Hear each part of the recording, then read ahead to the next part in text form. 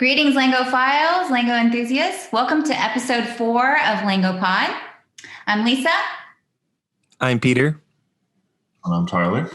And we're the mighty Morpheme word arrangers. So the last podcast we discussed syllables, and now we're moving on a little bit in complexity here. We're going on to this thing called a morpheme under the question, what else are words made of?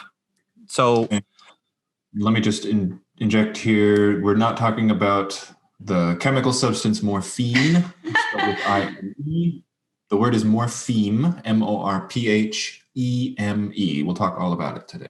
And we do have a punny shirt around that distinction. That's right. It says morpheme addicts. Scandalous.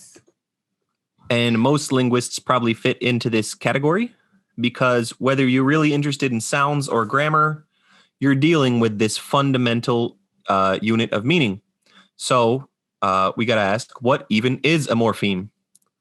And I just said, it's the most fundamental unit with meaning in a language.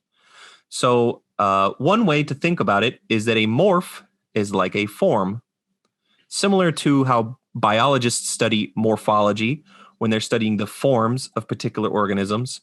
Linguists study morphology when we're studying the forms of languages. And the smallest unit of meaning of the forms is called a morpheme, ending with an M, as Tyler pointed out. Ending with an M sound, not the letter M. So, Peter, what's the difference between a morpheme and a syllable? Aren't they just the same thing?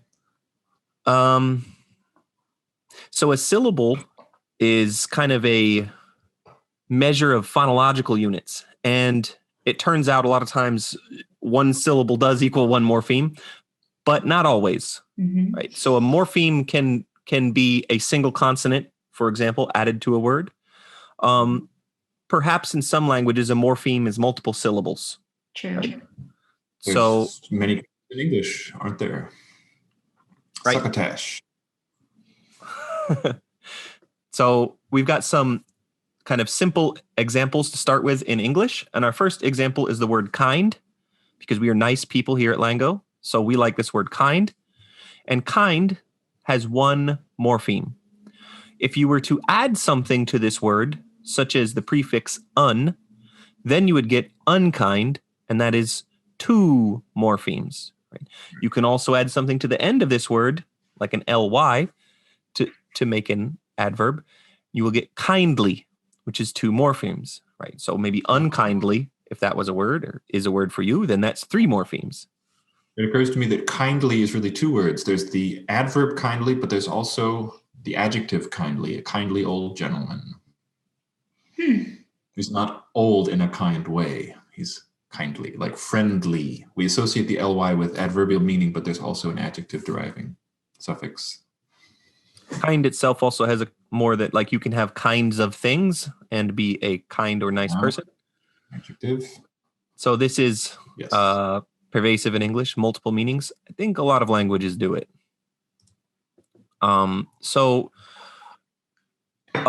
We did a little bit of morpheme counting, but we have here on the screen an open black box because how can you know how many morphemes something has?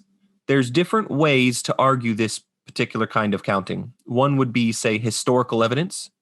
So maybe, for example, in English, we borrowed a word of Latin origin, and we want to argue this has X number of morphemes because we can recognize Latin roots, even though maybe none of those are decomposable in English, or maybe they are. Right? So this brings us to our second way of counting is, do you think they are unique units in the speaker's mind? And so this becomes harder to measure, but is probably more close to the measurement we actually want. Particularly if you're trying to learn, if you were trying to learn historical linguistics, then the first measurement's the most important to you.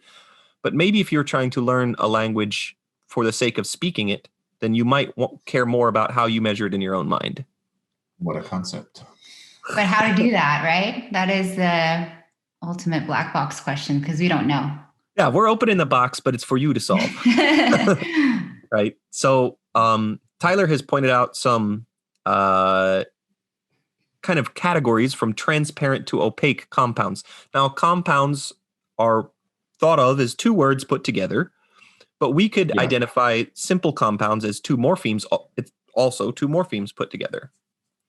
Good. So we have a nice palindrome here. Yep. Our first word is Friend indeed.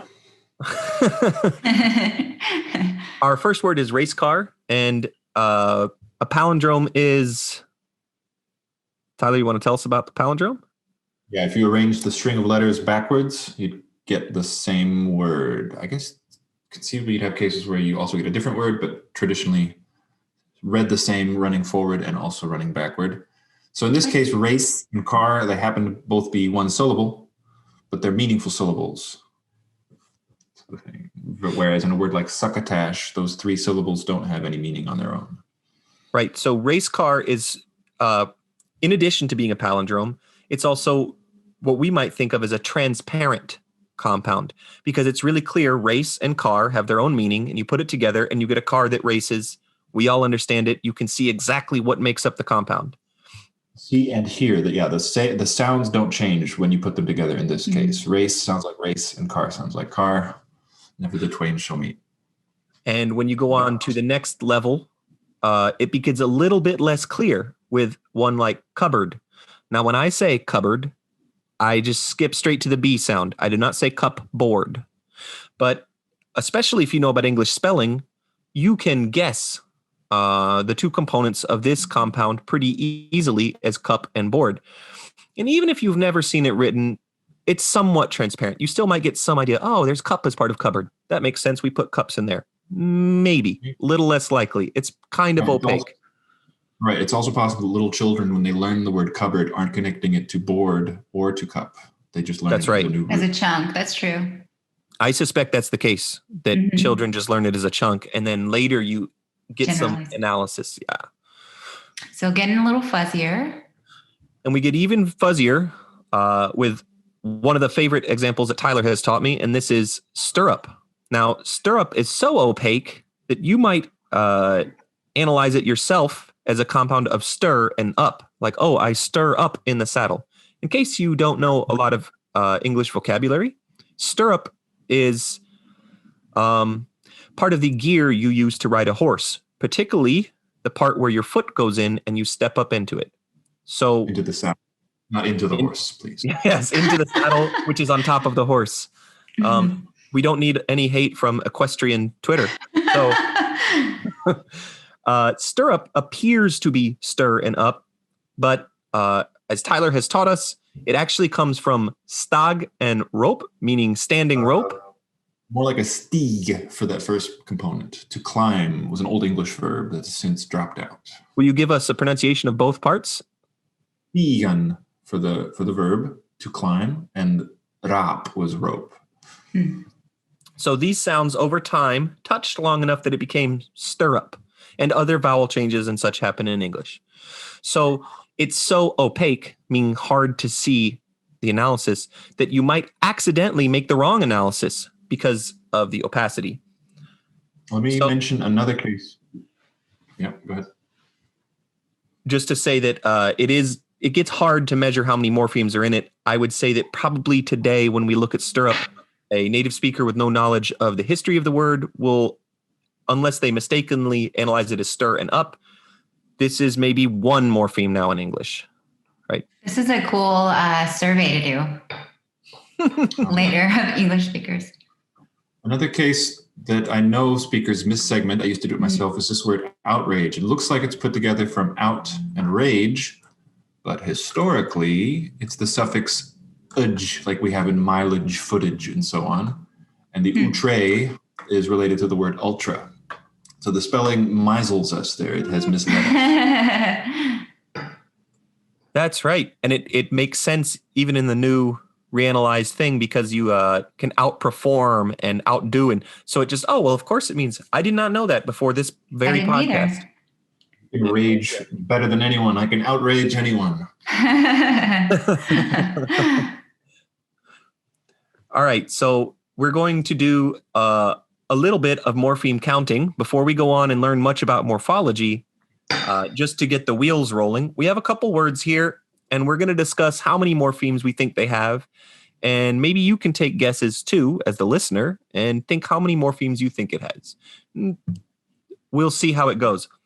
Our first word. Morpheme means meaningful part of a word. That's right. We're trying to count up the meaningful units. Our first word is educate. And if you were looking at this from an English perspective, it might be hard to guess how many morphemes are in here just from common usage. It seems at least that the ate at the end, is put on many different words. So you have dictator and dictate. So it must be 8 means something there, right? Speculate. And we can see it in a lot of different words. And, without any knowledge of the history of English or what language this was introduced to English from, you can start guessing that that's probably its own part. Maybe you guess that the E is its own morpheme too at the beginning. Maybe you guess it from words like exit, where you think that that's 2 morphemes. I don't know. But it's hard to know just from knowing English how many morphemes are in here. My understanding is, taught to me by Hadros, is that this is 3 morphemes, as was just annotated on the screen a moment ago, coming from ex duc ate, to lead out of in Latin. That's what I have been told. Tyler, what do you think? Well, are we talking about Latin morphemes or English morphemes? That is the question. Perspective, it's hard to assign a meaning to 8. 8? Except unless it's the past tense of eat. If we're talking about meaningful parts, right? Don't know that 8 has a meaning. Perhaps some other examples will make. Maybe something about action, putting something into action. But yeah, it's slippery. Yeah, I couldn't guess the meaning of 8 without the knowledge of the Latin part, but I might guess that it is added on just because it's on so many other words and seems interchangeable. But it's not as though in English you can go, you can say educate, educator, but then there's no clear evidence that it's different morpheme. Yeah, so this is put on here exactly to show the problem with counting morphemes using only your own analysis, but still is useful if you're a language learner to think about things in morphemes. Whether you were to decide that educate is 1, 2, or even 3 morphemes, it may be helpful for you to analyze other words. So our second word here is happy, because we're all happy to be counting morphemes. I like these positive examples. We need more positive linguistic examples over violent ones. I noticed a lot of linguistics examples, particularly in syntax, are violent. They're very violent. I know mine are in my dissertation. I needed really transitive verbs, and they're just very transitive.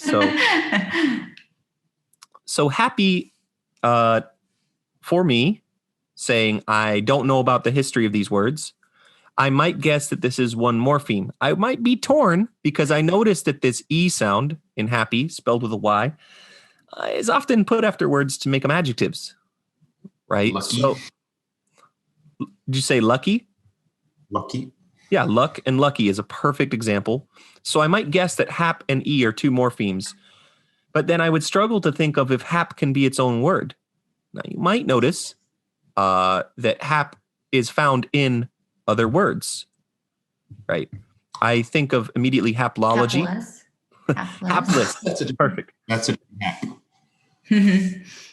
I think of haplology because I'm a linguist, but that's maybe not the best word to think of when you're starting this. Tyler, you said before maybe haphazard. There we have it. Mm-hmm. Haphazard. Hapless. Yeah, Lisa mentioned hapless. For us to coin a word like hapless, there must have been at some time a meaningful morpheme that was hap. Right. So because you can't be hap now. Yeah, we'll talk about those a little bit later. Gormless. There are a few cases where the lost positive, the positive has been lost. So we might argue, right, if we were a language learner, it doesn't matter the ultimate answer for science, but just as a language learner, you might argue this is one or two morphemes. If you had a big knowledge of the English lexicon, you might start to see this part in other things. It may not be obvious that this root hap is the same root in happen. That might not be that obvious. But if you had enough knowledge of English lexicon, and even if you just thought that this is an adjective, you might guess that this is two morphemes or not. This is part of the problem with this counting. The next one might be easier or not. It is disinterested. Now, right from the beginning, we can see this dis goes on other things. And so we would guess that, and we already know, well, there's this word interested. So we're going to say there's a line between dis and interested. Chop it there. And we also know that there's this word interest. So interest and interested seem like that must be another line right there in the ED. And when you're just down to interest, it gets, for an English speaker, I think, hard to know if that is one or more morphemes, right? I think historically we might find out that it is more, but as the modern speaker, you might think something like rest. Oh, is interest? But nobody really says interest. They say interest. So if you really didn't know the spelling, it'd be even harder to maybe even make that connection, whether or not that's even accurate. Tyler, what do you know about the history of this word? Well, we're looking just at the root in the middle here, interest. Mm-hmm. Just at interest. It's a compound verb. Inter is the same element that we have in international and all those guys. And est is the Latin copula. It means is. Inter means between. It is between. That's the root meaning of this. And est itself actually has two parts. It has a root, s, and the t is an inflectional suffix. So we can keep cutting it into smaller and smaller meaningful parts if we really want to. Is there two meaningful parts in the Latin root of inter? There are, yeah. There's an in, the positional word, and this ter is like a comparative suffix. It's a great question. I'm glad you asked. So the more you know about the history of the word and where it came from, the more morphemes you might be able to recognize. We're up to 6 at the current analysis. And also depending about what language we're talking about. I wouldn't say that this T suffix that we have here is meaningful for English.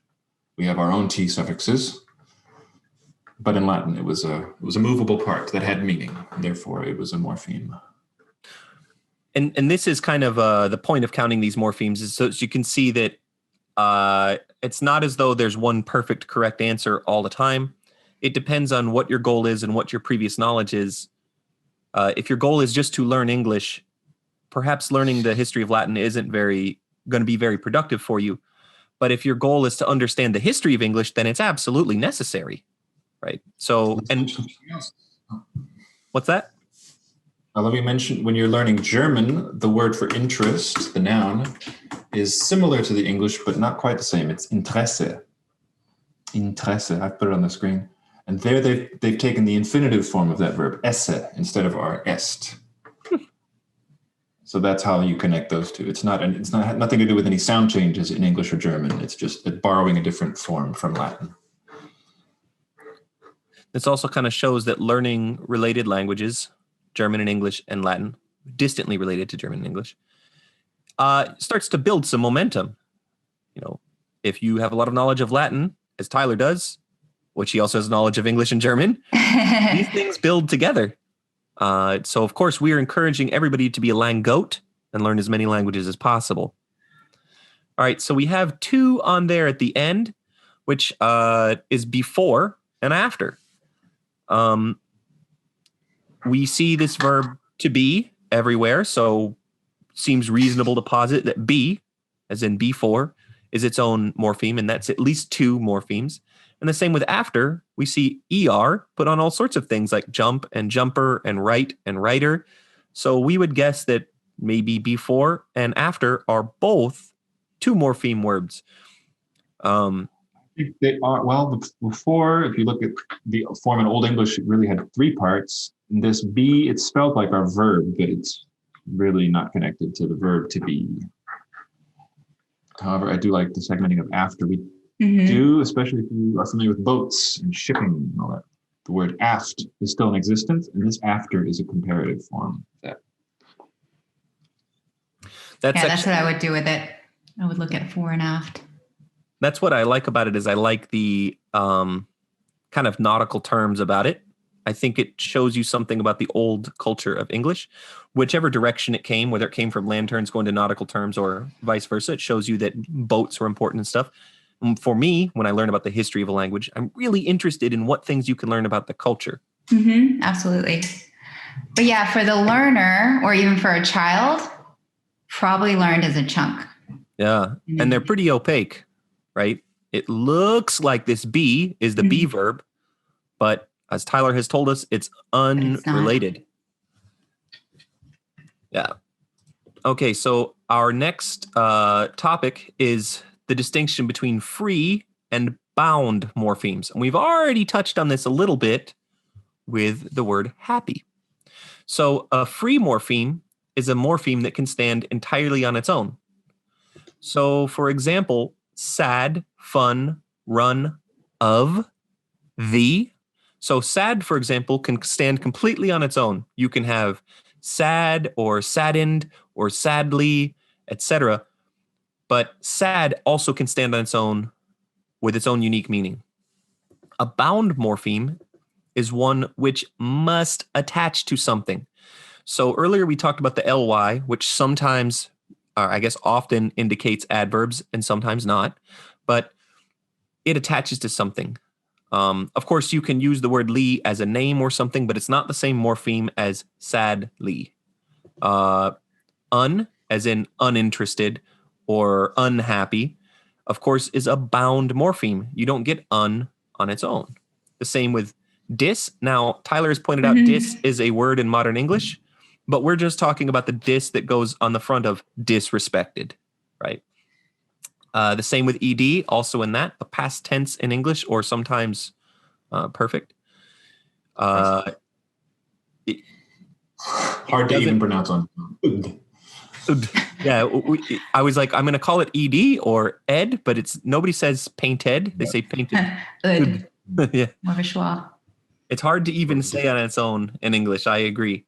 So if you are looking at our screen and you're watching this podcast, you probably have noticed we have hyphens attached to these bound morphemes.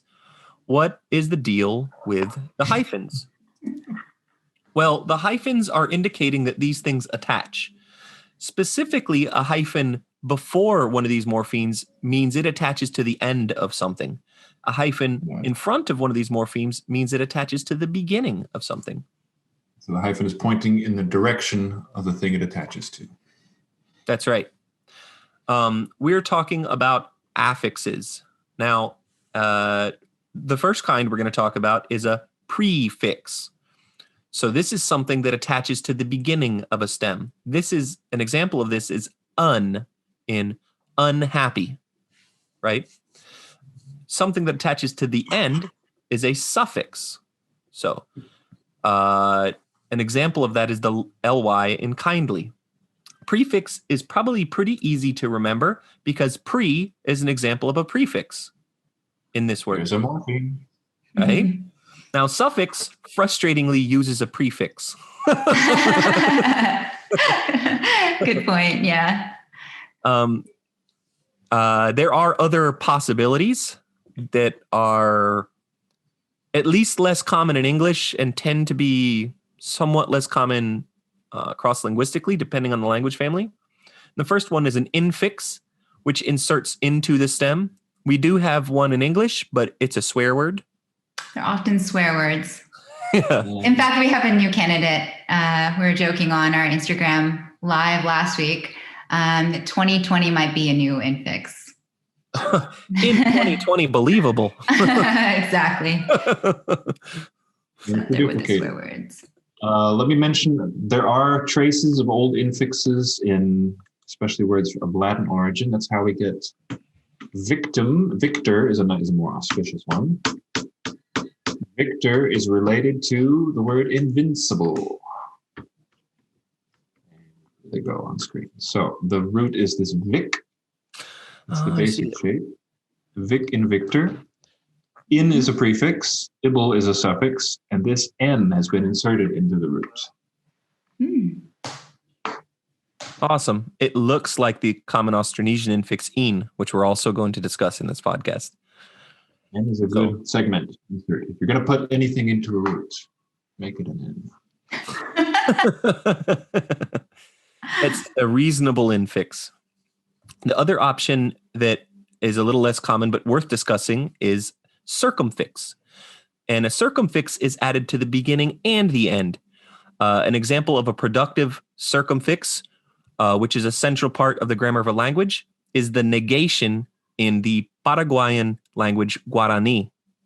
But we're not going to put those examples up here. It's polysynthetic language is too advanced for first day in morphology. We'll get to that maybe next time. We'll talk about. Let me take a second to give some nice German examples of circumfix, though. Yes, If we're please. doing the participle, we have, German and English are closely related. Let's talk about do versus done. In German, we have tun for the infinitive. Well, that's not a good example because the vowel changes too. But fragen, to ask. The N, I'm going to add a hyphen. Oh, I tried to add a hyphen. It didn't go. Let me segment the word. Fragen. The root is frag, ending with G. The participle, so like asked in have asked, is gefragt. And both parts need to be added. Gefragt. Keys are a little sticky. There we go. You can't have just gefragt, and you can't have just fragt. That would be a different word. So this g and this t, they go together. They're a single piece in the grammar of the language. Other verbs will add en at the end. So like give, geben, the participle is gegeben. Gegeben. I'll leave it at that. So we have so there's one pretty close. What was that? Pretty close to home. German and English are close cousins. And you pointed out one that appears to be a circumfix in English, although it isn't usually used this way until popularized by The Simpsons. And this is embolden, right? So you have the in front of embolden, the em at the beginning, and then the en at the end attached to bold. And Simpsons has popularized this with embiggen. The cromulent word. Cromulent. Unlike force and enforce, or what's another one with a B where we see it showing up with an M? Sometimes you can have just the prefix added, enforce, and sometimes it's just the suffix, like haste, hasten, fast, fasten in those guys. But with embolden, we can't say embold, and we don't have a word bolden. They come together to give embolden, and now also embiggen. I told you I also saw in Smollen, right? Smollen? Maybe it's really popularized. That's really good. I love it. I'm saying that all the time now. I'm going to embiggen my own vocabulary within Smollen. Okay, so we want to talk a little bit about allomorphy. Now, this itself has a couple morphemes in it, the word allomorphy. As a way to remember the meaning of allomorphy, it's helpful to remember that allo means different. So different morphemes, forms, right? Allomorphs are different forms of what are fundamentally the same morpheme. That is a one sentence definition for you. An example that we'll discuss more in a second, but just briefly here, is cats, dogs, and judges. The plural suffix in English changes sound a little bit depending on what it touches. So if it follows a word really closely, you might not even hear the difference if you're a native speaker. Right. Probably if you're a native speaker of English, you have never noticed this, as I had not before I started studying it. Although many of you maybe have noticed it. If you've gotten to this podcast, you're probably already pretty curious. But anyhow, after the word cat, the plural suffix appears as an S. Cats. Hope you can hear that. Voiceless. And after the word dog, it appears as a Z. Dogs. And after the word judge, it appears as a schwa and a z together, uz, judges. I'll explain why they do this a little later in the podcast. But for now, it's just important to note that there's 3 different phonetic forms, one of them even with a vowel inserted. Well, appears to be inserted. One question you might have is, are all 3 suffixes the same form in the mind? Are they all derived from one form, or are they just memorized as 3 different things? Unfortunately, we can't answer this question. Another black box question. It's a huge central question in the science of language, but important for you to think about as the learner. Whatever kind of way you come to will help you remember and analyze language and learn more quickly. So we want to talk about the 2 macro types of morphological processes, the 2 big boxes we can for sure put pretty much every morphological process in. And the first one is morphophonemic. This has to deal with a change in sounds. You may remember talking about phonology. Now you can recognize the morpheme, phone, sound in morphophonemic. So this has to deal with a change in sounds. As we saw in the English plural, the same grammatical information in the plural, regardless of whether it's s, z, or uz, but different phonetic manifestation, typically depending on its environment, right? This morphophonemic processes are one sound touches another. A simple way to think about it is one sound touches another sound, and so some things change, right? One morpheme touches another morpheme, and the sounds that touch may cause a morphological change because of sounds. And this is going to be manifested in sounds.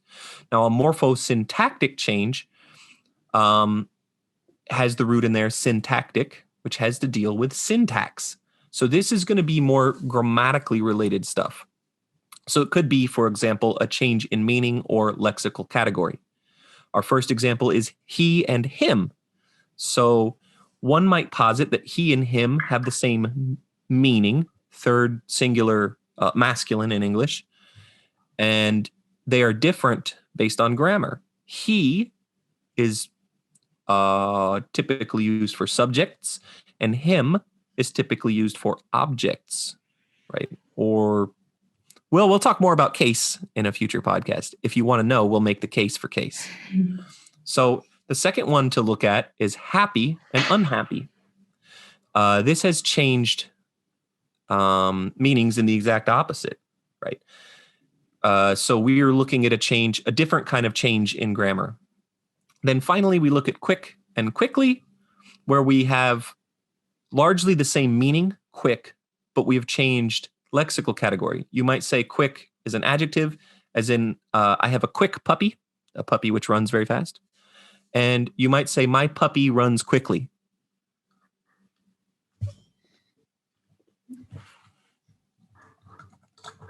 All right, so moving on, we want to introduce a potentially useful distinction between inflectional and derivational morphology. And this has to do with the morphosyntactic processes. Maybe these categories are a little fuzzy, but they could help you organize knowledge when you're learning a language. So we're going to include it anyways. The first one is inflectionable. Indeed. Wrong morpheme there. Inflectional. Apparently that's productive. So inflectional morphology changes grammatical information in meaning of a sort, changes grammatical meanings. So an example would be paint. Say again, Tyler? I was just going to say limited types of meaning difference compared to the next type of morphology that we'll see. Right. It's really some overlap. It's contained to, it's most typically represented, if it is in a language, in tense and aspect conjugations on a verb and things like that. But we will represent in English with the example paint and painted. The past, in this case, the past tense of paint. I paint every day. In fact, I painted last Saturday. That's not true. It's just an example sentence. But the ed is added on. The core meaning of the verb to paint is there. We just now have different information about the tense.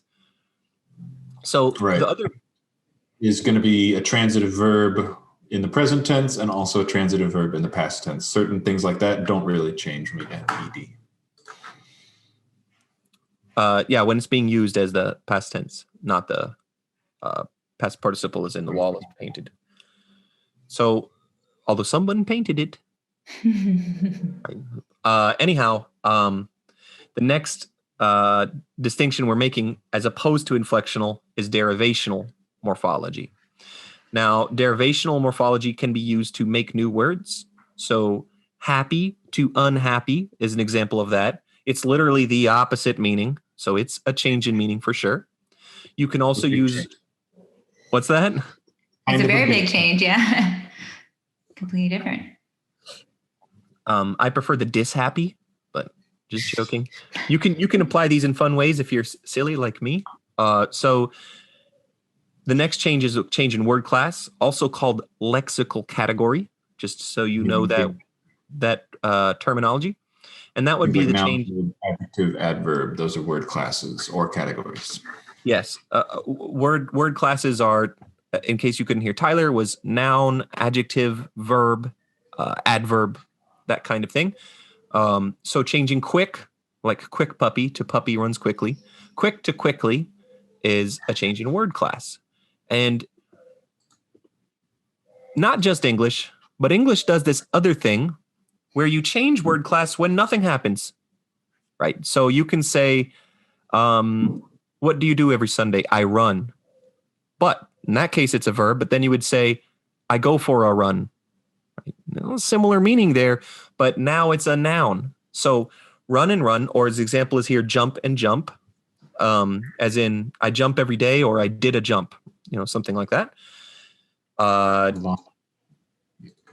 What's that, Tyler? Long jump, for instance, the sporting event. Olympic sporting event. It's clearly a noun because it's got an in front of it. Does not combine with verbs in English. I did BMX when I was a teenager, and so I would think of a jump as a fine noun as it is. Like I built a jump, I did a jump, I fell off a jump, something like this. Mm-hmm. Maybe parachute schools would use it as a noun a lot. So these are context dependent probably. But the point is, when you do run and run as a verb and a noun, or jump and jump as a verb and a noun, there's no change to the form, but there is a change in lexical category. So some people call this zero derivation because they're acknowledging there is still a change in lexical category, but the zero refers to no change in the form. So this might be, if lexical category is something someone was struggling with as a learner of English, it's useful to know these sorts of distinctions, perhaps.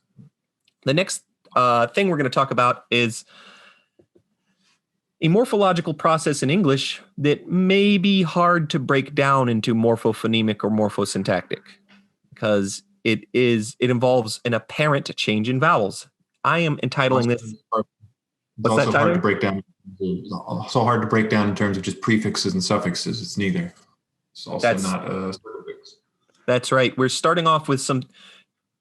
We want to give the listener an idea of the breadth of this topic without also crushing them with information. So we're easing you in. We'll talk about morphology for a while, not just today.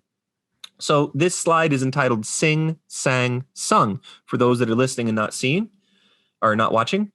What's going on here, right? Forms like sing, sang, and sung display different vowel qualities that correlate with a change in meaning.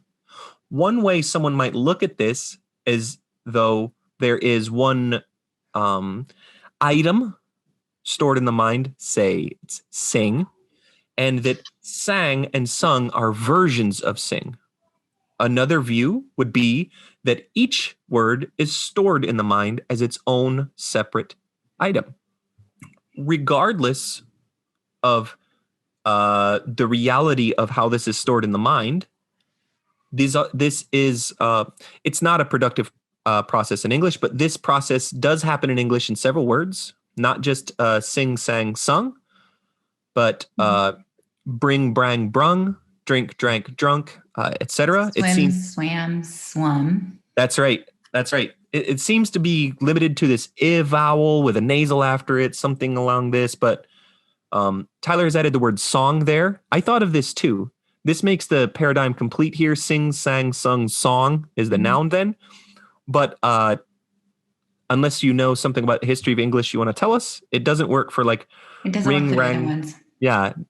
I wish it did because I'd like to have a dronk, but we already have the word wrong, which means something else and can't go with ring, rang, rung. So this, even though this phenomena is very limited in English, it only happens in a certain context. It actually does happen quite a bit in some other languages, sometimes in surprising places. Bob Blust has written about this occurring rather fantastically in a few languages of Borneo due to deletions and stress shifts, the opposite direction of the historical explanation in English, my understanding is. But it does happen. It's an emergent process. It happens in some languages. And you may be studying a language that has these vowel changes correlating with, say, changes in inflection. We've been using this word productive. I haven't yet explained what it means. A productive process in a language is one that can happen to new words, for example. So when we talk about the plural S in English, well, maybe it's an S, maybe it's three things, maybe it's one. When we talk about the plural suffix in English, you can apply it to new words, as is famously done in an experiment, which I forget the name of the animal they use. So we're going to use our own animal name, a langoat. And the langoat, even though this is a new word, if I said there are two, you would say there are two langoats. Mm-hmm. Yeah, right. We don't even have to do any copyright violation, nothing, because this is our own unique experiment. We just did it. But with sing, sang, sung, often these types of limited phenomena, we call them not productive because they typically aren't applied to new words in the language. This, again, also, by the way, is a fuzzy category because you may have heard of this animal called a mongoose. So many people call the plural of this animal mongeese. Right? I personally prefer extremely thorough pluralization, and I go with mongeeses. The point is, if English is totally regular, we should have mongooses. But since we already have this goose-geese change, a lot of people say mongoose. This sort of application of a phenomena which is considered not productive is called analogy. Again, we're just putting things into boxes a little bit. This is famously satirized in, I believe, Rocky and Bullwinkle, where they talk about moose and meese. They try to analogize goose and geese to moose and meese. The point is, to the learner, something like sing, sang, sun, which is not very productive or isn't productive, depending on your analysis, is something which must be memorized by the learner. Many, many languages have corners which are not productive but must be memorized, and they're often found in high-frequency words where these things are preserved. So very useful if you're learning. What's that? I mentioned another case of a less productive morpheme of English. So if we can, the th suffix that we have in width, wide width, that's really limited to a dozen or so cases. We have it also in broad and breadth. What else is there? Deep, depth. So forming these abstract nouns. Deep, depth. I'm being silly. That's not. We're unlikely to add it to new things. Although I think I have heard coolth. What? Really? No, seems very sarcastic. It seems to include the vocabulary. What's a more common recently arrived adjective? Hip. We're unlikely to say hips. Well, even ones that sound like it, like earlier I said steep in depth, like deep in depth. But we don't do steep in depth. This th suffix, we would say, is no longer productive. It was once more widely used in English centuries ago, but it's kind of on its way out. It's just a few fossilized cases where it survives. And many languages have these corners, is my observation. A corner where something seems to be better to memorize it than try to draw generalizations. Or you can draw a generalization and only apply it to certain words. There's a million ways to analyze it. That's the part of the fun of syntax. But as the learner, Part of the fun of linguistics in general. I agree. But to the chagrin of the learner, right? Well, I think the learner the learner has an advantage over the scientist in some ways because the learner can know if they're right or wrong by whether they can speak the language or not. But as a linguist, maybe you'll never know how it's stored in the mind. Maybe or maybe 2 years from now it'll be solved. But I don't know.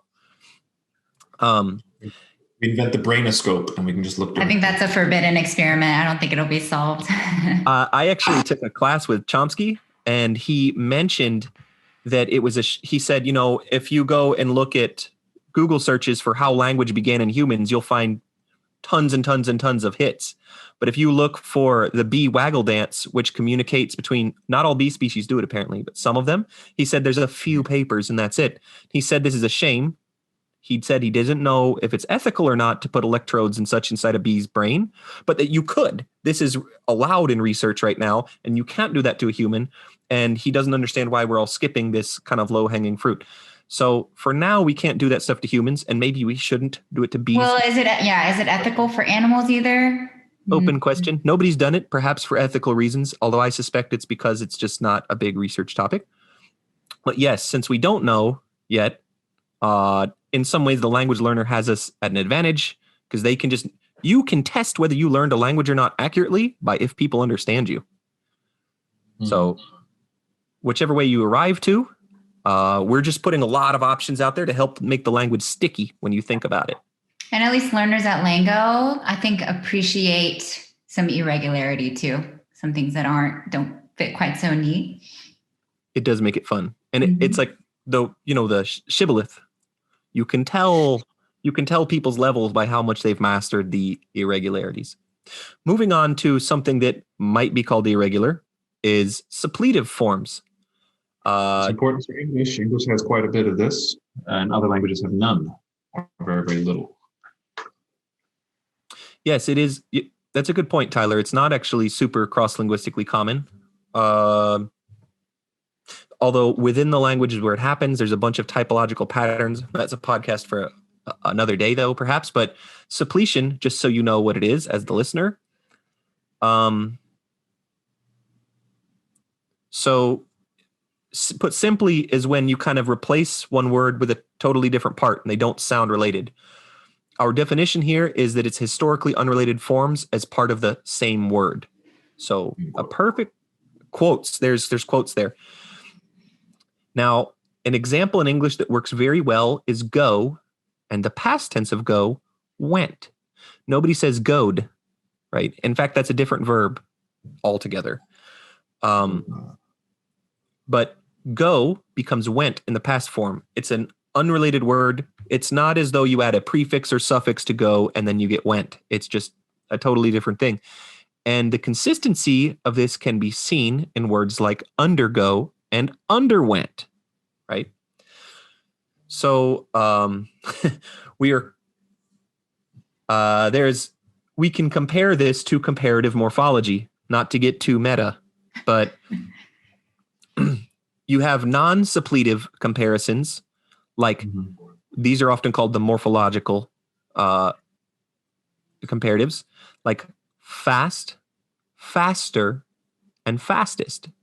Now, fast is a part of all three, and you can clearly see transparently there are suffixes. Tyler has underlined them, ER in faster and EST in fastest.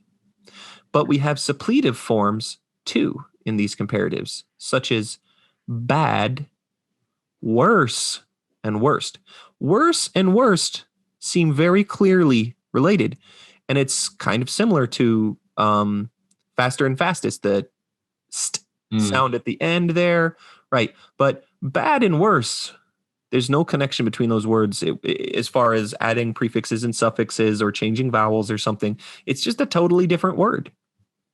This is something that must be memorized when you're learning a language like English. Although native speakers probably don't even think about But that might vex a learner is we have in be versus are versus was. That's right. Long, long ago, those were three distinct verb roots, but they've become merged into one in the history of English. And it is I know verb to be is a core part of teaching English to speakers of other languages, because it's for us that's the hardcore conjugation we do in English. That's the hard part. To the learner, these forms must be memorized. Now, I think, hedging a little bit, if your goal is merely to be understood, then you might be able to say things like bad, badder, and baddest. And in fact, baddest has a context. Topic for another day, though. It does. So maybe English is flexible. Maybe most languages are, and you can negotiate meaning. But if you say want to get a degree in English, like say you want to go over and study mathematics or something, and you want to study in English, you probably must memorize these forms to write academic English. A little bit phenomena like suppletion helps, but potentially cause us to question the idea of derivation in general. Well, are these things really stored as is it stored as bad as my mind, and then some information is added and it derives worse, or are they stored as completely separate items? Just a question. This is a rhetorical question. Well, it is a real question in linguistics, but we're not going to. Linguistics, the boundaries are very fuzzy.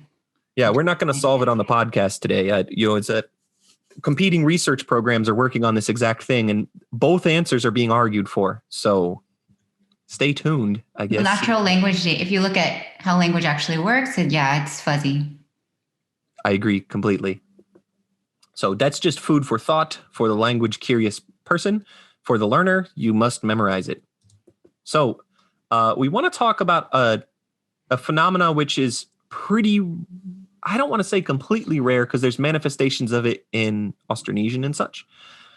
But this is the idea of the phonesteme. And this is a story that Jedi would not tell you.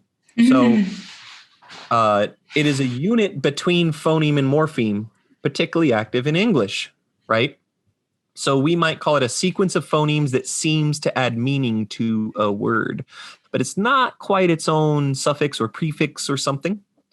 So English examples include the beginning of the word with SN, as in snout, sniff, snooze, sneeze. These all seem to have some related meaning. In this, what's that? What about snooze, though? Does that have anything to do with the nose? Do you snooze through your nose? See, Tyler has spoiled it for you. All these seem to have to do with the nose. And I would argue snoozing, like snoring, that's what I think of, has to do with the nose, right? Now the other one, sleeping, does, well, no, I don't know. Our next phonesteme is SL, and I didn't include sleeping in the list because I thought it's unrelated, but now I've just changed my mind. So our SL list is slide, slip, slope, and slant. You can see there's a bit of a horizontal inclination to all of these, right? So that makes me wonder if sleeping does have something to do with being horizontal. I don't know. What do you think? It's an eye of the beholder, I suppose. I can see it. Ear of the behearer. So how far do we go with it? How about the slipper, the shoe you wear in the house? Sure. Seems to me to have a lot to do with slip and slope and slide. You slip it on your feet. You slip into it, yeah. Mm-hmm. Yeah, so not all of them are going to fit in the box. I think when you go to the GL ones, it gets worse. So like glide, glisten, etc. seem to be related. Glitter. But maybe, glitter. Gleam. Glue, though, seems to be wrong, right? So Glue, yeah. This is an idea in English, and it's not actually totally contained to English. Robert Blust has written about the Austronesian root hypothesis, and he identifies three, like, kind of syllables CVC syllables that are related in a bunch of different words that seem to be adding some meaning. For example, he gives the example PIT, pit, as two things that are pressed together. So an example of the word is sumpit, the blow dart, because it's made from two hollowed out things sewn together. So he has a bunch. So maybe this is going to be in a language you study, or maybe not. And I'm not saying it's going to help you. You don't have to learn any of this to learn English, of course. But it does contribute meaning, right? So it deserves some kind of status. Yeah. Contributes to the vocabulary. It's worth knowing. And maybe it will give you a hint at a word if you hear it beginning with SN and you don't know it. Like, I never read Harry Potter, so I don't know, but they have a word I saw a movie. I haven't even seen all the movies, but I saw one of the movies, and I think they use a word like snoz or something for kissing. Is that right? Snog? Snog. Is that it? Nothing to do I know with Harry snog Potter. means because snog is to make out. British slang term. Noses are touching. You get, I mean, you only breathe in through the nose. I don't know. That's my guess, though, is that the author of the book had some insight into this, or it's just coincidence. It's not anything to do with that series of books. It's generally used in Britain. Even better.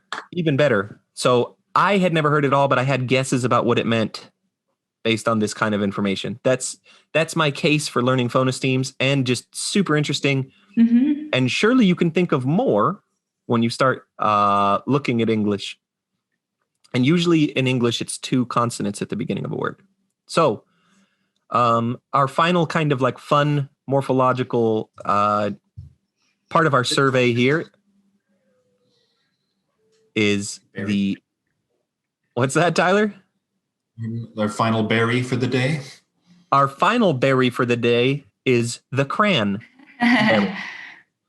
So the cranberry, called the cran morph, is cranberry is different from many berries like strawberry and blueberry, in that if you take straw out, it's its own word. And if you take blue out. About the words and not the actual berries, just for clarity. That's right. No, if you take the straw out of the strawberry, there is no straw, right? Only the words, not the actual fruits. This isn't some sort of alchemy. So, but if you take cran on itself, nowadays this example is becoming weaker. This is the classic example in linguistics, and people will call it cran morph or cranberry morph. But maybe now with the rise of cran apple, cran grape, etc., it's becoming more acceptable to use cran on its own, not as crayon, but cran from the cranberry. So this now is used to refer to a whole category of morphemes, which kind of can't stand on their own, but we also don't really want to call them bound morphemes. So I don't know. Cran never stands on its own. It does always occur with cran apple or cran grape or cranberry. So maybe it is a bound morpheme. And the original meaning of cran came from the bird, right? The crane. Yeah, Tyler says that it comes from crane, and that makes sense. Not evident now. Mm-hmm. Yeah, but if you didn't know that, as I didn't before Tyler told me, and it was opaque to you, then it might seem that cran is just its own thing that doesn't occur with anything else, or can't appear totally alone. I thought of an example in Roviana. So our next question is, any others? What can you think of? So I think Tyler has a couple. A whole bunch of other berries. Yeah, but some of the berries. So we looked at a lot of berries, and some of them it seemed like maybe the word could stand on its own, and some it couldn't, or some it was a name. Mm-hmm. There's a lot of berries, so this is a good source of this. Tyler, could you think of any other cranberry morphs? Let's go with the berry series first. Right, they're in the comments to this slide. Yeah. Just pull it up. So there's. You see it? Yeah, I can read them if you like. We have. Oh, you corrected me. It's not lingonberry. It's lingonberry. Lingonberry? Lingonberry. Nothing to do with lingons. So, boysenberry, loganberry, mulberry, olaliberry. Never heard of it. Never heard of that one. Raspberry. That one's a cupboard, right? If you know what a rasp is, you'll know that you can guess maybe it's related to raspberry, but nobody says raspberry. They say raspberry. So that's a bit of a cupboard there as far as our categorization of opacity. We have bilberry, which I've never heard of, farkleberry, new to me as well, and huckleberry. Now, Farkle is the game like this, right? It is a game I now. don't know. Not known to me. Mhm. Maybe berry is a good source of cranberry morphs in general. Mhm. Can you think of any non-berry related cran morphs? We were talking about mitt and sieve. Oh, those. There's also Knit and things like sieve. the feck and feckless, F-E-C-K. Yeah, that's a good one. The hap and hapless, we already talked about in happy.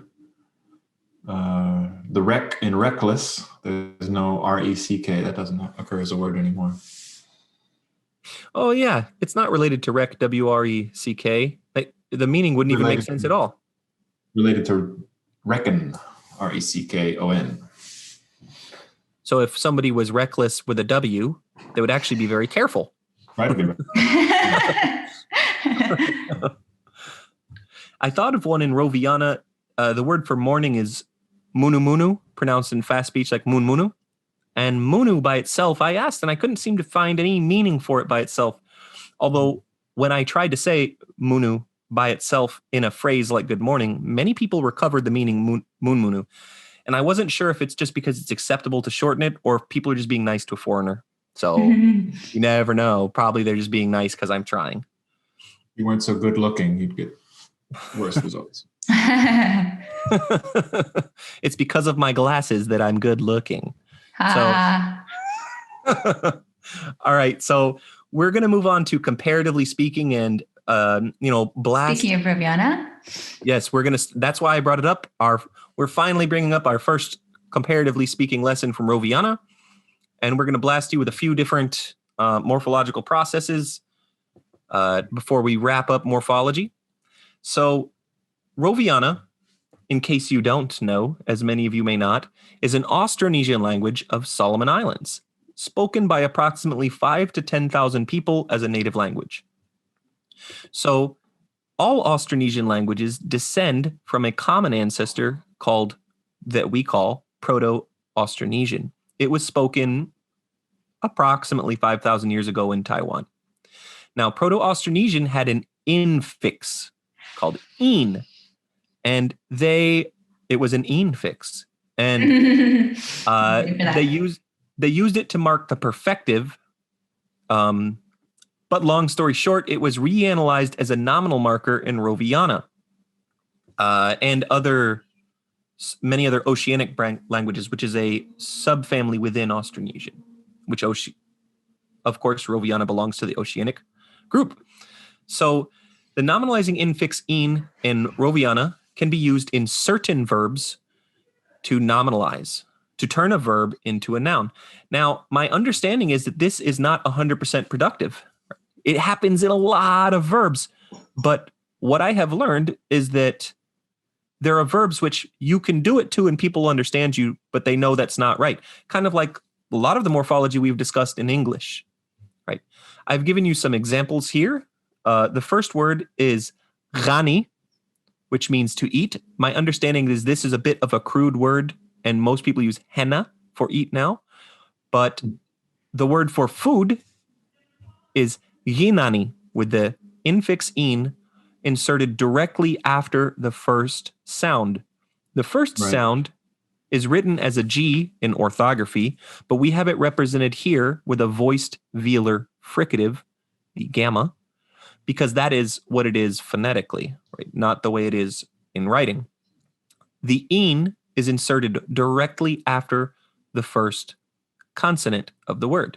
The next example is mana, to bless, right? So a blessing is a minana.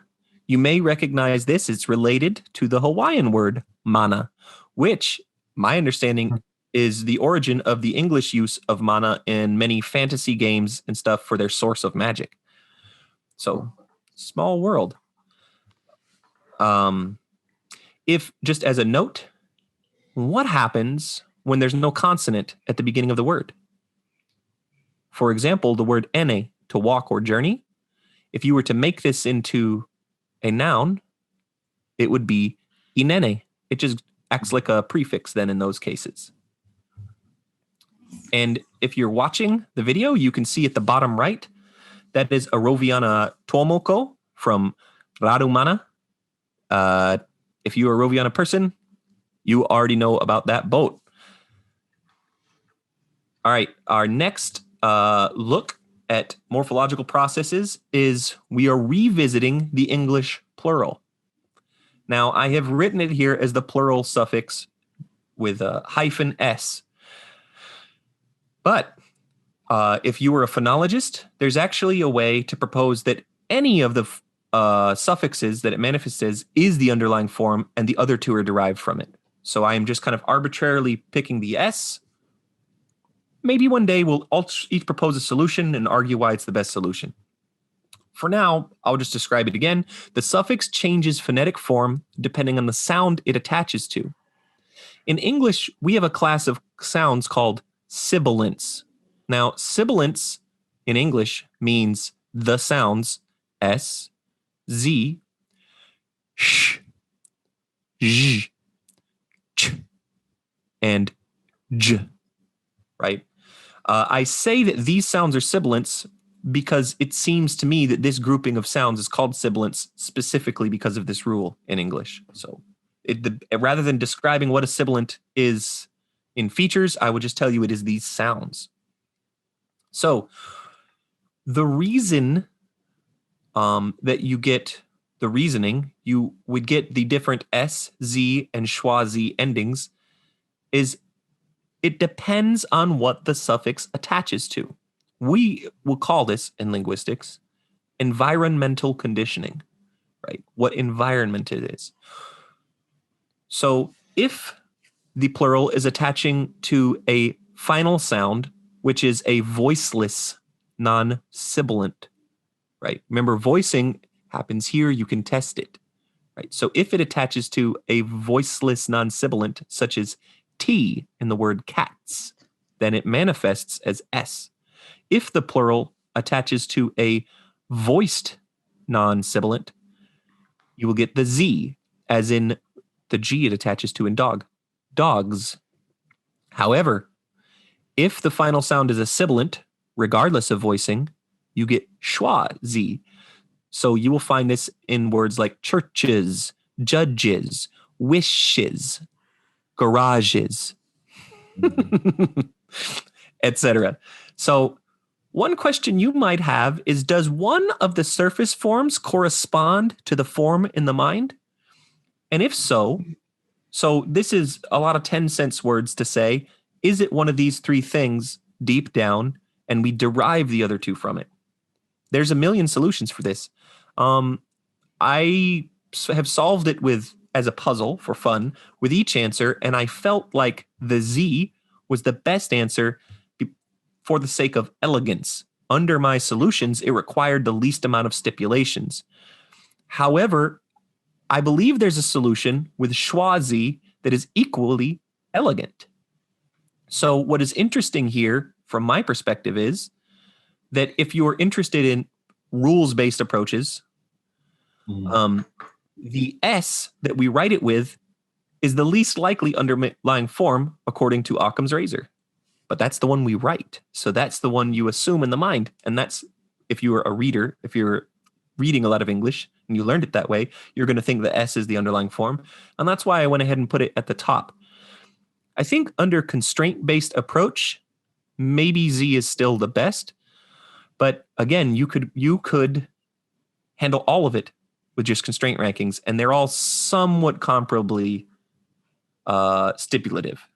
So this is really a question for you. Does one of the surface forms correspond to one of the forms in the mind? Or is it just an empty thing that says plural and it can be these three things? Who knows? Tyler and Lisa, do you guys have like a pick whether S, Z, or schwa Z you think is probably the underlying form? I like Z, but you're right. I don't know. For the learner, I think S is very useful. Yeah. I agree. So too, very salient. But the thing that exactly argues against S is that how on earth would it voice? Right. Yeah. From a linguistic perspective, yeah, really opening up the black box. But great question to think about. I like Z because it's an elegant Mm-hmm. bit of compromise. Yeah, I think that a lot of linguists are going to go with Z once they solve. And this is like an extremely common puzzle on like introduction to phonology, midterm or final for undergraduates. So if you are taking that test now and listening to this podcast, I hope we helped. Here you go. We may have just made it harder.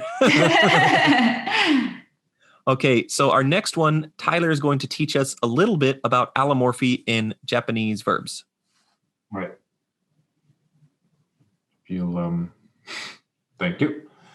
Okay, so the important division in Japanese verbs is whether your verb stem ends in a vowel or a consonant. And there's only two vowels that a verb can end in. It can end in E or E. Can you quickly explain the verb stem? Have we mentioned that? We're going to see. We're looking at it right here. So in these examples, the thing that ends with a hyphen, that's the stem. So to drink is going to be nomu. That's the dictionary form, the plain affirmative.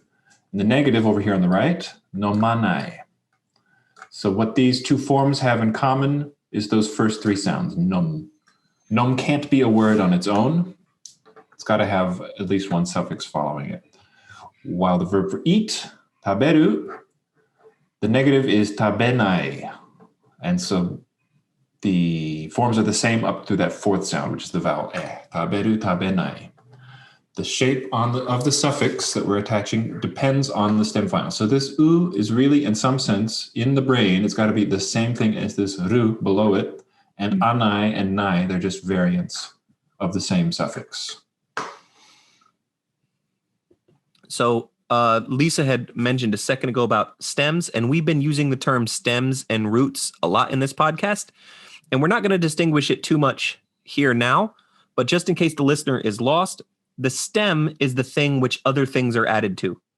So in the case of these Japanese verb stems, nom is the stem, and either the regular, whatever is added to it is not the stem. Sorry, that was a terrible explanation.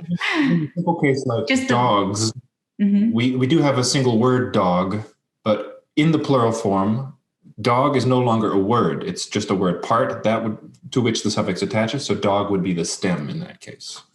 Excellent. Thank you. You're getting a little quiet there again, Peter. For the past tense, which Japanese also has, the basic marker is ta, but we'll see a variant of that too. So ate, past tense of eat, tabeta. And over here again, the negative, tabenakatta. You can analyze this nakatta as one suffix or two. Either way, just note that it also ends in ta because it's showing past tense.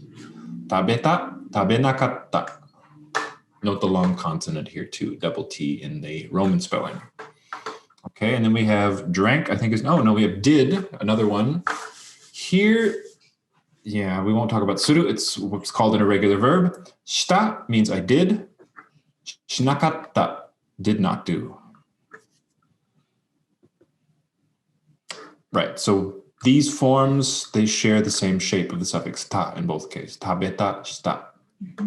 But when it's that drink stem, for example, the stem ending in a consonant, in this case the consonant M, Japanese is very picky about what sequences of sounds it allows inside of a word. There can't be a sequence of an M to a T that is barred, we say. It's not permitted. So over here at the bottom right, I've written what we would think of as the underlying form, the two pieces that are put together, the root num and the suffix ta. The way it comes out is here to the left of that, nonda. So we have some changes taking place, nonda. And I think there's one more line, right. The verb of play, asobu, ends in a B. When we add a ta suffix to that, we get asonda. So again, the allomorphs are up here. U and ru are different shapes of the same thing, just like our S and Z and schwazi for English. Nai and anai, those are variants, allomorphs of the same thing. And ta up here and da here. That's an example of allomorphy in Japanese. So Tyler, to ask a few follow-up questions, the stem in a word like drink, nom, people will often hear it as nomu, but the u is added to the end, right? And the stem is nom. The same with asobu. Really, the b is the end, right? And so that's the part that changes, right? That final, yeah, where the contact takes place is where we see the change happen in this example, right? This is really cool. I have to say, I wish that this had been available to me when I studied Japanese in undergraduate, because I never noticed any of these patterns. You just memorize the forms? I tried to. I often made mistakes. I just tried to individually memorize it, and I really did do a lot of generalizations, but probably I did the taberu generalization more often than not. So I might have said nomunai, and then maybe because of luck of English, I said nomunai because I just reduced the u, right? Because of luck of English. But I can see with asobu, I never, when I was studying Japanese, would have proposed that it was a consonant final word. And this, I guess, not trying to plug Lango too much, but this is the kind of learning that you can get here that is linguistically informed, which I believe makes it much easier to learn. You will learn much faster if you're aware of this kind of division from the beginning. Absolutely. It was really informative, Tyler. Thank you. So now for a little fun. If this wasn't fun enough for you, we're going to make it a little funner. See, I made it productive, which we said we were supposed to be more fun. All right, so F the ineffable. The first thing we wanted to talk about here was Widowords, aka lost positives. So you notice in English we have words like nonchalant, but people don't say chalant. We have words like incognito, but people don't say cognito. My favorite example that Tyler came up with was disgruntled and gruntled. I'm feeling very gruntled this morning. What? What is this supposed to be? We wanted to read a small excerpt from How I Met My Wife by Jack Winter, published in The New Yorker in 1994.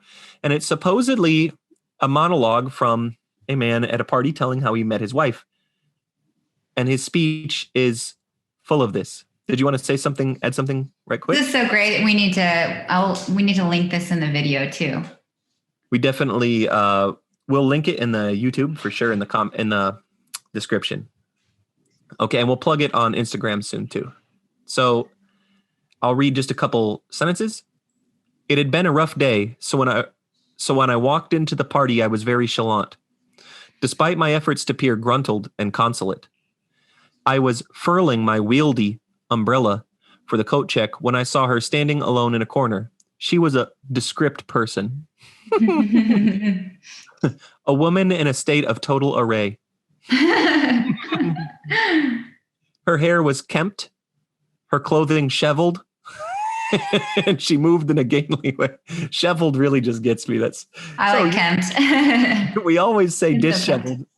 Somehow when you say these to me, it still sounds bad. If you say her hair was in a state of total array, it doesn't sound good, even though it's the opposite should be. It's still associated with that negative meaning. So if you're a learner of English, the takeaway is that these positive forms, these affirmative ones, they don't exist. They're not used. That's right. Like the examples on the screen. The ones on the left, they're used all the time. The ones on the right, you'd expect them logically, but there's a gap there. The pair doesn't exist. Yeah, they're not paired. So for native speakers, when they read some prose like that of the story in How I Met My Wife, it's very entertaining because you discover you hadn't even thought that there wasn't a positive form of this word, right? So our challenge to you, dear listener, is to tell us some of your favorite lost positives. You can go and find the article and steal the ones used there. That's fine. You might be able to think of some that author had not thought of and that we haven't even thought of either. Tell us your best ones and we will shout you out. So how can they reach us? Especially if they are effable. Yeah, gonna point out that one. How can they reach us? They can get at Peter at Lango Institute. You can get at us on Twitter at Lango Institute across social media platforms. Twitter, Instagram, Facebook. Come find Lango Institute and let us know what you think. Gallantly. Does this slide have your email address on it? Can you put it up? The last slide has it. Last two slide. slides from now. Let me see if I can. All right, so we're gonna do a little bit of wordplay. Are we gonna have time for Frigatebird today? We can do a very quick one. How about that? So I think today we'll introduce to the listener this game that Tyler taught me and Lisa. And I already love it. This is my kind of game. It's if you are a true Langophile, once you play this, you can never go back. You will love it. So we'll go back to not playing it. The game is played with Scrabble tiles. And what you do is the person, usually someone will kind of deal out tiles. And if the dealer, if it's a very... he or she can be a player or not. But for now, I'm not going to play because I'm not going to be able to see the screen. Although Tyler is a very fair dealer, I will tell you, Yes. he won't just snatch words. Agreed. Even though he could probably beat you. So the dealer puts some tiles out, and as you notice a word, it has to be 4 letters minimum. You call it out. And he's already put out there, there's, that's not a word that I know. So there's 4 letters out right now. There is K, M, R. Lark. Lark is good, yeah. We try to avoid personal nouns. Of course, you can make up your own. You can make and adjust as you like. But lark, a nice standard noun, kind of bird. So that's going to go in Lisa's pile, and I'll ask you to put that up on the screen. One is in the Lisa stack. So it's put together as a word, but it's still in play. We can make words either from the draw pile that I'm putting out, or you can snatch the whole word and rearrange all of its tiles to make a new word. That's right. But the new word can't be, it can't be what we might say a derivation of the same word. So you can't use larks, for example, or dislark. No dislarking about Dislarks. I know it's not a word, but for example, you couldn't use that word. Which is the beauty of this game, right? It really helps you think about these morphological processes that go on. Yeah. Look for morphemes and avoid ones that are shared. Be a morpheme addict. With. Nice. With. You have one, Peter? With. Yeah. All right, so I'm going to add that in Peter's pile here. These are going to be hard to change. Oh, no. With. Right. For example, could be changed to wither. Mm-hmm. Right. That would be an example of an acceptable change. With. Ooh, I stole yours. There it is. Right. With. So you just frigated your first word. We're going to take all these tiles. Perfect. Inserting the D. It looks like an infix, but it's not. It behaves that way. So with, the resulting word is unrelated to the word with. Therefore, it is permitted by the game. Right. With.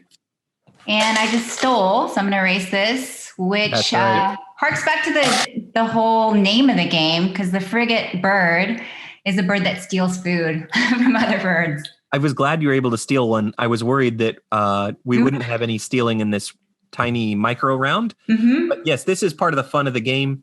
If you're like me and you're just a pure language lover, when someone steals your word, you'll even chuckle. It'll be so entertaining. So usually in this game, there's only winners.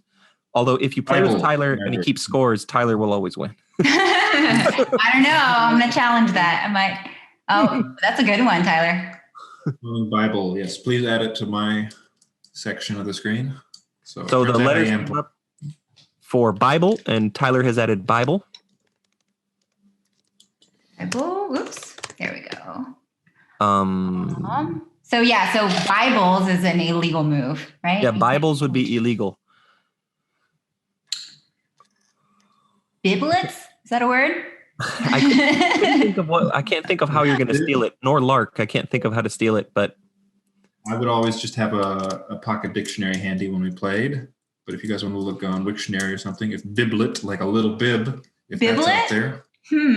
Is that what you said? Yeah, biblet. I'll Google it right quick. Thank you. Otherwise, you can do dots or something. No, biblet's a word. Nice. Also, dobble? No. No, I think biblet's a name. Biblet. All right. Let's go with biblets. And that was yours, Lisa? You called it? Yep. And I'm going to can I take the S too? Yeah, let's say biblet's a word. Biblets. Yeah, take it. Well, it seems Make like it a big waste of an S, but okay. Well, so if we were to finish the game, the scoring, if you wanted to keep score, it matters how many letters in addition to 4 you have. So biblets might be a slightly better word than biblet, although if you love making new words, it might make it a little harder.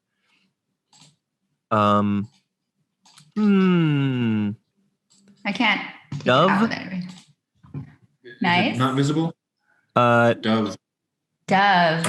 Nice. So, or dove. Good point. But they're unrelated, so you could just steal it saying that. Can you do that? Oh, can you do that? You have to change the spelling, right? You can't just mention another meaning. We have to consult the Frigatebird rulebook. Is a word. Oh, nice.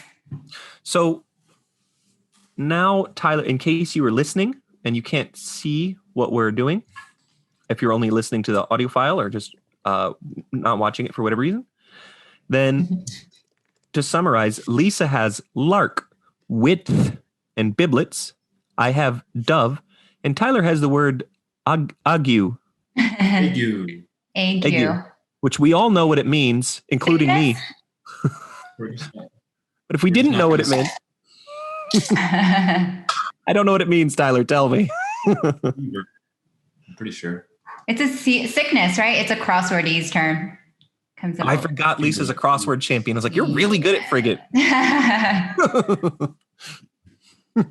you're good at anagrams too, you kill it in this game. It's a delightful game. We need to play this on IG Live soon, Peter. Look for it. We'll be doing this soon.